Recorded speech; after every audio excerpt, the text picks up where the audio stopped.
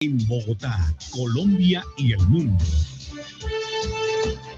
Al Día Noticias, periodismo de análisis en profundidad, independiente.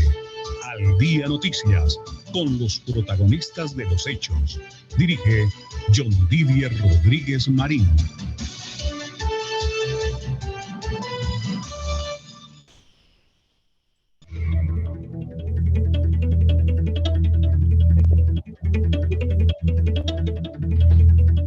Ya tenemos en Colombia las 12 del día en punto. Muy buenas tardes para todos los oyentes de Al Día Noticias. Hoy es miércoles 7 de abril del año 2021. El COVID sigue siendo la noticia más importante en Colombia. Medellín y el Valle de Aburrá tendrán toque de queda continuo el fin de semana.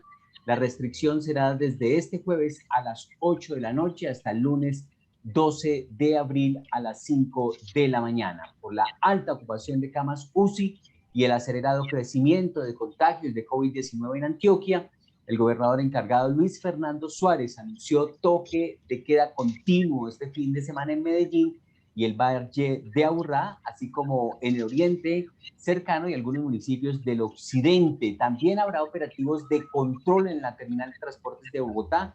No se permitirá la salida salvo una excusa o una razón de mucho peso. También en los peajes a la salida de Bogotá habrá una serie de operativos por parte de las autoridades para controlar la salida de personas, como quiera que Bogotá estará en aislamiento total hasta el martes a las 4 de la mañana. Con el COVID-19 hasta el cuello y sin salario, pues dicen los empleados de hospital que protestan por falta de pago. Esta es una de las noticias más importantes. Se trata de trabajadores de la Samaritana en el centro de Bogotá. Pese a la manifestación, mantienen la atención a los pacientes. Esta es pues una denuncia que se ha hecho que tampoco les están pagando a los médicos. Decenas de empleados emprendieron una protesta frente a las instalaciones del Hospital La Samaritana en el centro de Bogotá, pues denuncian que no les han pagado el sueldo. Dicen que como empleados temporales la empresa no les ha dado el salario del último mes, pero además les deben liquidaciones, vacaciones y hasta bonificaciones dadas por la pandemia del coronavirus del COVID-19. La situación no es nada fácil en todo el territorio colombiano por cuenta del COVID-19. La situación en la ciudad de Medellín y en Antioquia es de ese tenor, al igual que en la capital de la República. Hay noticias sobre el IVA. El presidente de la República, Iván Duque, dice que el chocolate, el café, el azúcar y sal no tendrán incremento del IVA. Salió de esta manera a desautorizar al viceministro de Hacienda, que salió a decir en medios de comunicación que el gobierno proyectaba ponerle IVA a estos productos de la canasta familiar. A propósito de esta noticia del IVA, de la reforma tributaria, pues también hay información, Jesús Miguel Calderón, que proponen que las iglesias paguen impuesto a la renta paralelo en esta discusión que se está adelantando por reforma tributaria. Jesús Miguel Calderón, muy buenas tardes. John Dier, muy buenas tardes, amigos oyentes de Al Día Noticias. Sí, con esta medida, según la congresista Catherine Miranda, se podría recaudar alrededor de 1.8 billones sin necesidad de afectar a la clase media. Teniendo en cuenta que esta semana será radicada en el Congreso de la reforma tributaria, con la que el gobierno espera recaudar recursos para hacerle frente a la pandemia, la representante del Partido Verde, Catherine Miranda, en contraste, propuso que las iglesias empiecen a pagar impuesto a la renta y así no se afecte a la clase media. Desde la Alianza Verde nos proponemos tajantemente a la propuesta del gobierno que pretende que las personas naturales con ingresos superiores a 2,5 millones de pesos empiecen a pagar el impuesto de renta. Esto claramente demuestra un desconocimiento total frente a la realidad que viven millones de colombianos, sostuvo la congresista por Bogotá. Siga usted, John Dier, siendo las 12:04 del mediodía. Gracias, Jesús Miguel. En efecto, el presidente de la República, Iván Duque, dijo que el chocolate, el café y el azúcar y la sal no tendrán incremento de IVA.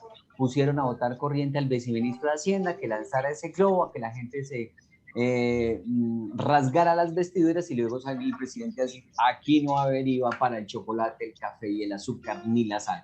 Ampliación de esta noticia también a esta hora con Nicolás Rivera Pulido. Muy buenas tardes. Buenas tardes, John. Y así es, y es que el presidente Iván Duque Márquez anunció este miércoles que los productos como el café, o el azúcar o la sal se mantendrán tal cual como están hoy y no serían gradados en el IVA con el 18% en la próxima reforma tributaria que prepara el gobierno nacional y que llegaría al Congreso. El anuncio fue hecho en una entrevista en donde el presidente señaló que la instrucción que se le ha dado al ministro de Hacienda es que estos productos de la canasta familiar mantendrán las mismas características tributarias que tienen actualmente, o sea, se mantendrán con un IVA del 5%. En cuanto a la presentación del proyecto ante el Congreso de la República, Duque insistió que se tiene que dar como parte de una transformación solidaria sin distorsionar la competitividad del país. Al final de esta entrevista, el presidente aseguró que la medida busca proteger a las familias más vulnerables y las más afectadas por la pandemia, pero a la vez busca recaudar más de 15 billones en aras de comenzar a saldar la deuda adquirida por el país para atender esta emergencia sanitaria y así evitar que en un futuro la estabilidad económica del país se vea afectada, John. Gracias. Esa es una de las noticias más importantes en este momento. Así que es la situación que se presenta en este momento por el IVA. También hay noticias de un escándalo en el Ministerio de Defensa, un escándalo cerca de los 1.000 millones de pesos, un escándalo del ministro de Defensa, Diego Molano, para que lo asesore en materia de comunicaciones. ¿Cómo es la historia, Nicolás Espinosa?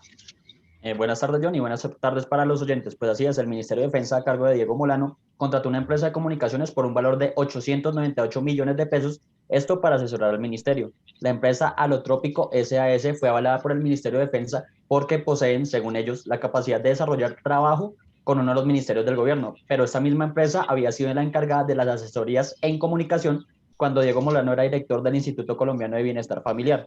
La fundación de esta empresa recae en 3 mujeres, de las cuales 2 hicieron parte del ICBF entre 2011 y 2013, cuando Molano era director de la entidad. Los nombres de las 2 mujeres son Marta Isabel Restrepo e Isabel Cristina Quiroga. Las 2 mujeres mencionadas han hecho parte de varios contratos con el gobierno de Iván Duque desde que Diego Molano asumió la dirección del Ministerio de Defensa. También cabe recordar que Molano, antes de asumir esta cartera, era director del Departamento Administrativo de la Presidencia, el DAPRE, en el que Alotrópico SAS tuvo participación en varios proyectos que la entidad adelantó, siendo este un hecho irregular porque no se cumplió con la licitación, sino se asignó este contrato a dedo, John. Así es, Nicolás, y a propósito del ministro de Defensa, el ministro de Defensa Diego Molano reveló que aumentará el número de hombres en la fuerza pública, pues serán incorporados 10.500 policías más este año y en el 2022 otros 10.500. En el ejército ingresarán 28.000 soldados regulares. El anuncio lo hizo durante el debate de control político en la Comisión Segunda de la Cámara de Representantes, que se adelantó por la inseguridad en el país.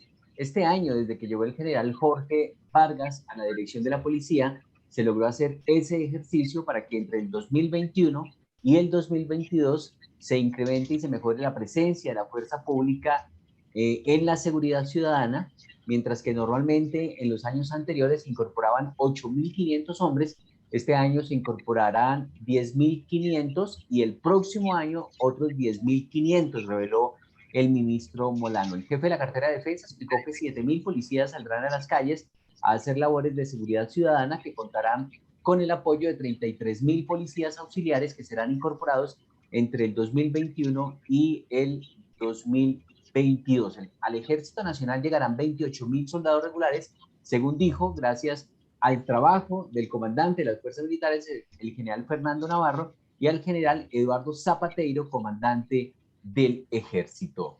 Las 12 del día, 9 minutos. Hay más noticias a esta hora con Jesús Miguel Calderón, porque piden agilizar la vacunación de maestros para facilitar el regreso a clases. La ampliación de esta noticia con Jesús Miguel Calderón. Muy buenas tardes. Así es, John Díaz, buenas tardes. Ante las dificultades de aislamiento y la virtualidad para el desarrollo de la personalidad de los menores de edad y la importancia de que puedan volver a clases, en el Congreso se ha solicitado al Gobierno Nacional priorizar y agilizar la vacunación a los maestros para así poder implementar de manera pronta y segura el regreso progresivo a los colegios. Así puntualiza, hay que reactivar la educación en Colombia El 90% de los estudiantes han cumplido un año sin estudiar, lo que ha generado afectaciones de salud mental. Hay problemas, riesgos y traumatismos emocionales y cognitivos por estar lejos de la presencialidad. Debemos evitar la violencia intrafamiliar y la depresión. Por eso no se puede generalizar el cierre de las aulas, expuso el senador por el Partido Liberal, el senador Horacio José Serpa. Eso desde el Congreso de la República, John, siendo las 12:09 del mediodía. Gracias, Jesús Miguel. Ahí está entonces la información sobre esta situación. A las 12:10 saludamos al director general del Instituto Distrital de la Participación y Acción Comunal, IDEPAC, Alexander Reina. Señor director, muy buenas tardes. Muy buenas tardes, un saludo, verlos otra vez y bueno, estar aquí, como siempre atentos a las preguntas de los medios. Un saludo muy especial también a todos los líderes y lideresas de la ciudad y bueno, esperamos que con ustedes podamos dar la información que ellos requieren. Bueno, señor, igualmente vamos a hablar inicialmente sobre la pandemia, cómo ha afectado eso a las juntas de acción comunal y sobre todo a la gestión que cumple el Instituto Distrital de la Participación de Acción Comunal. Tengo entendido que hay en agenda 13 jornadas electorales, 13 participaciones electorales y se van a cumplir igual por la pandemia. ¿Qué dirección, qué decisión se ha tomado en ese sentido desde el IDEPAC? Pues mira, John Didier, la pandemia a todos nos trajo una condición de incertidumbre muy grande, porque pues primero estábamos acostumbrados a un modo y una forma de trabajo y la emergencia nos cambia toda la lógica. Un trabajo bajo distanciamiento físico y el distanciamiento físico nos lleva a buscar alternativas porque la participación no puede parar, la ciudad no para, la sociedad no para. Entonces tuvimos que acudir a las herramientas tecnológicas, pero hemos aprendido varias cosas. Una, pues que la aversión a la tecnología que parecía existir no es tan alta ni tan grande, pero tampoco que la tecnología resuelve todos los problemas que tenemos un poco producto del distanciamiento. Así que hemos ido combinando como fórmulas. Antes de la pandemia nosotros ya habíamos arrancado producto de la existencia de un derecho constitucional que es el derecho al voto electrónico, a la construcción de un software que llamamos Sistema de Votación Electrónica Ciudadana, VOTEC, para que la ciudadanía pueda ejercer el derecho al voto electrónico, ¿cierto? El derecho constitucional. Así que cuando arrancó la pandemia ya teníamos el software. El año pasado hicimos 6 procesos electorales, todos virtuales, votaciones online, con todas las garantías de seguridad informática. Participaron cerca de 26,000 personas en el ejercicio, 24,200 personas, y de esas participaron el 80%, es decir, tuvimos una abstención del 20%, ¿sí? Cosa que nos agrada, nos alegra, porque la gente recibió muy bien el software y lo ha usado. Este año vamos a tener 13 procesos electorales, justo aquí en el tablero, usted lo ve. Tengo 5 procesos electorales que vamos a hacer entre abril y el mes de junio, y el 3 de agosto, perdón, ¿no? Tenemos consejos de afros, indígenas, cambio climático, sabios y sabias, discapacidad y vendedores ambulantes. Todos utilizando este mecanismo, porque la gente, de una u otra manera, no es incapaz, por decirlo así, de aprender nuevas cosas, y la tarea que tenemos como IDEPAC es proveer la información y la capacitación para que la gente acceda a mayores herramientas informáticas y reduzcamos la brecha digital que existe en la ciudad de Bogotá. Pues qué interesante saber que pese a la pandemia, pues no se van a retrasar ni se van a dejar de hacer los procesos electorales que tiene el Instituto Distrital de la Participación de Acción Comunal IDEPAC. Queremos también conocer cómo ha sido el funcionamiento del Observatorio de la Participación. Pues nosotros estamos, el decreto 448-2007 propone que en la ciudad exista digamos, la obligatoriedad de producir y de recopilar toda la información que exista sobre participación ciudadana en Bogotá. Hoy contamos con una biblioteca, que es la biblioteca, le llamamos la Casa de la Participación, una biblioteca sobre la participación ciudadana, en donde las personas pueden acudir allí a encontrar toda la bibliografía que existe sobre tesis de maestría, tesis de pregrado, relacionadas con los temas de participación.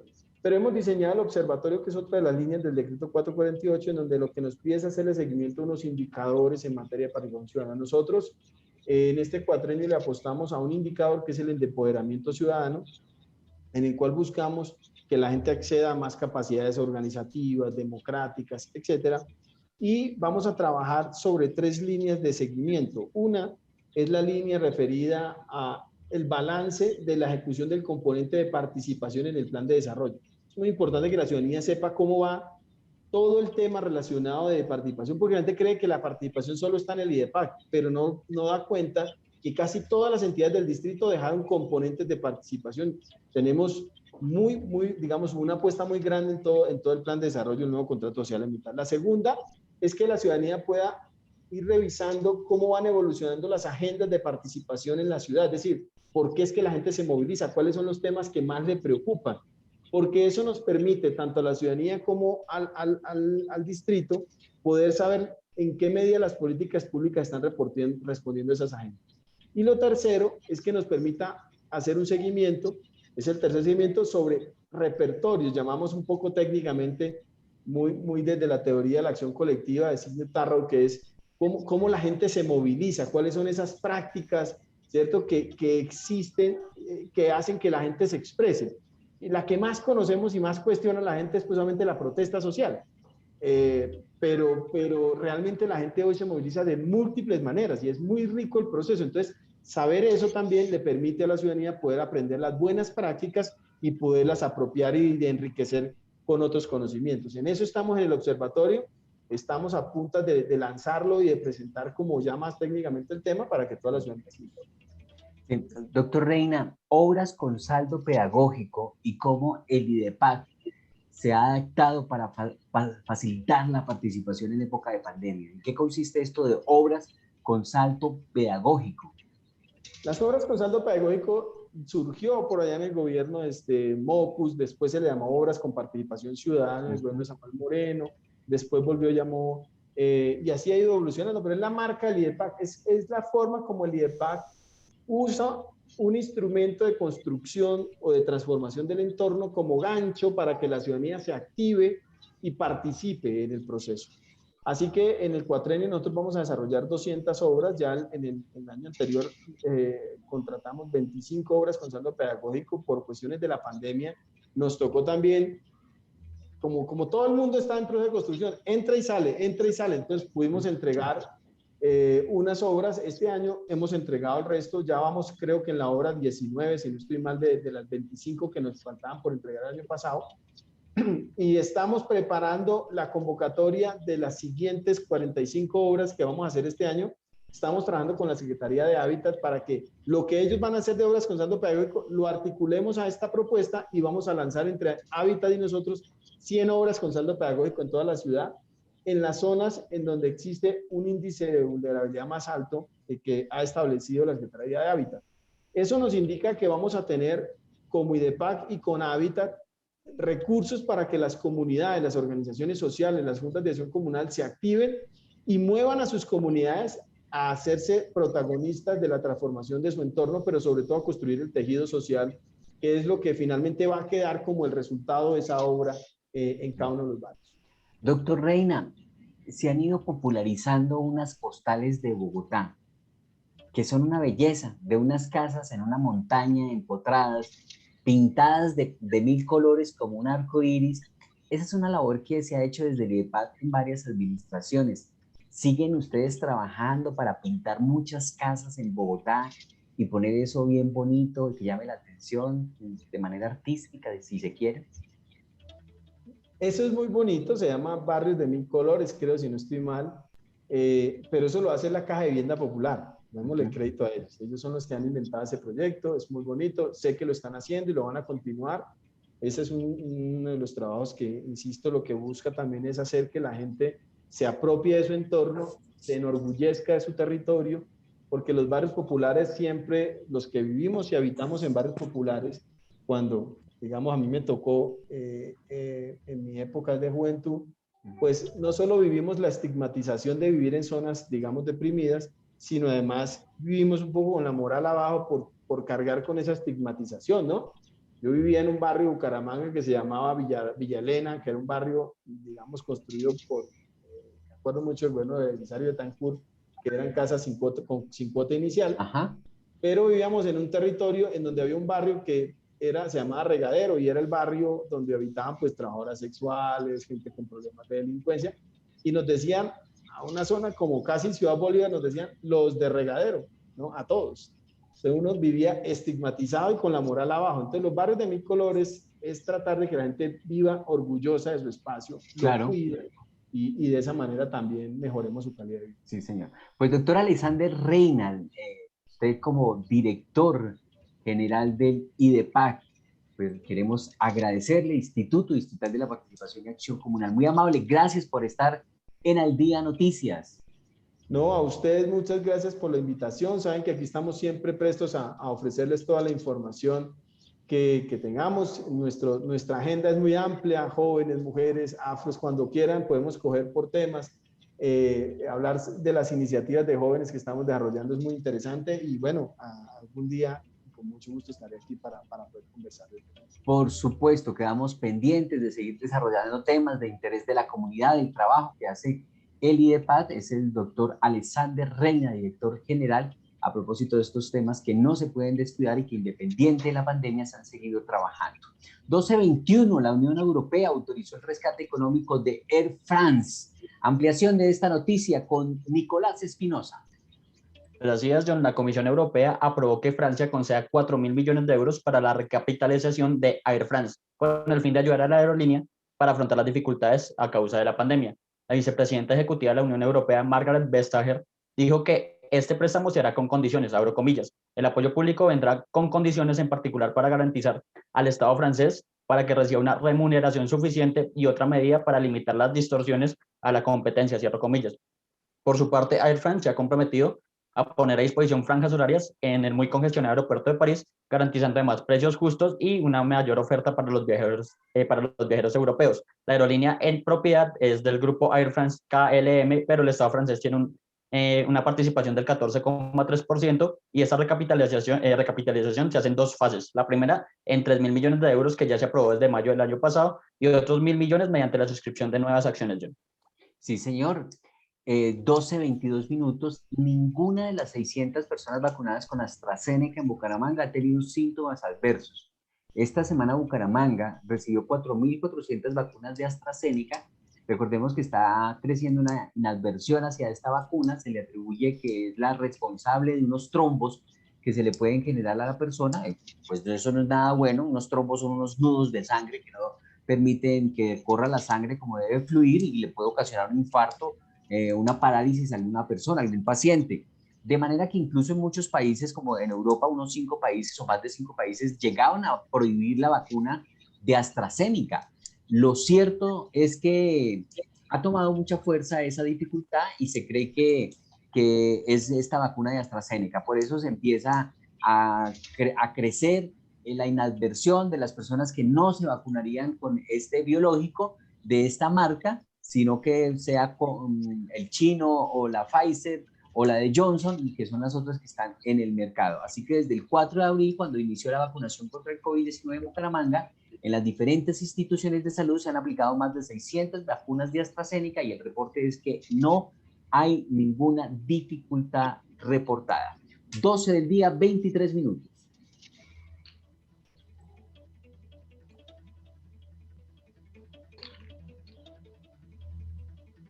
Vamos entonces con la información deportiva, porque tenemos información a esta hora con Nicolás Espinosa sobre la tercera etapa de la Vuelta al País Vasco. Nicolás. Pues así es, John. Se corrió ya la tercera etapa de la Vuelta al País Vasco. Se desarrolló entre las localidades de Amurrio y Llodio, con una distancia total de 167,7 kilómetros. La etapa la ganó el esloveno Tadej Pogačar con un tiempo total de 4 horas, 4 minutos, 50 segundos. Mismo registro del segundo también el esloveno Primož Roglič, y el tercero el español Alejandro Valverde, que llegó a 5 segundos del ganador. Si vamos a la clasificación general, el primero es el esloveno Primož Roglič con un tiempo total de 8 horas, 7 minutos, 48 segundos. Segundo, Tadej Pogačar a 20 segundos, y cierra este podio el estadounidense Brandon McNulty a 30 segundos del esloveno. Sí, señor, y además de la tercera etapa al País Vasco, pues hay resultados de la fecha número 17 del fútbol profesional colombiano.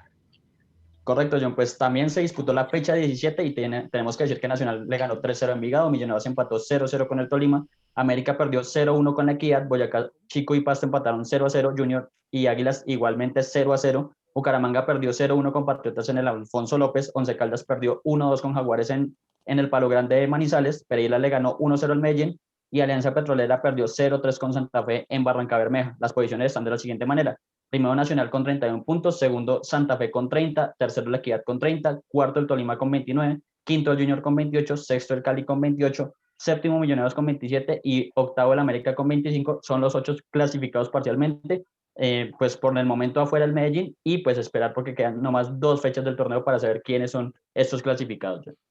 Las 12 del día, 25 minutos. El metro de Medellín es el principal foco de contagio. En la capital paisa, afirman los médicos. La situación es crítica por el aumento de casos y la alta ocupación de UCI. Galenos piden confinamiento total o escalonar horarios en distintos sectores. De esta manera llegamos al final de Al Día Noticias. Yo soy John Didier Rodríguez. El Señor les bendiga rica y abundantemente.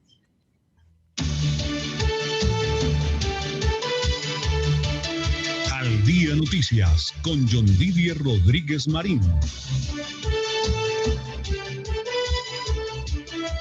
La información más importante del momento en Bogotá, Colombia y el mundo. Al Día Noticias, un periodismo de análisis en profundidad, independiente.